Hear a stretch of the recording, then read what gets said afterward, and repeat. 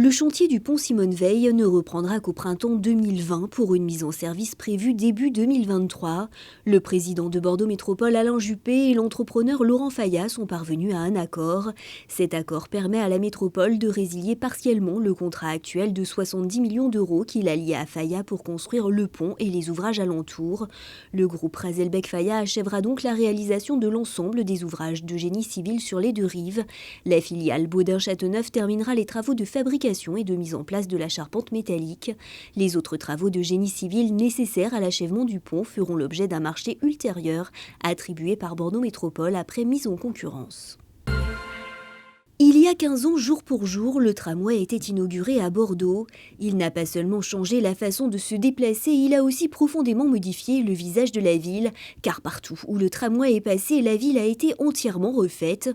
Le réseau de tramway s'est étendu au fil du temps, si bien qu'en 2020, Bordeaux aura le plus grand réseau tram de France. Mais faut-il continuer à l'étendre? La question est posée, d'autant que certains élus réfléchissent aujourd'hui à un RER métropolitain. Les travaux de remplacement du câble du pont de l'île de Ré ont commencé.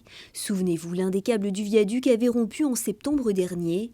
Pour l'heure, les spécialistes scrutent chaque centimètre du câble par ultrasons pour s'assurer de leur fixation dans la structure béton.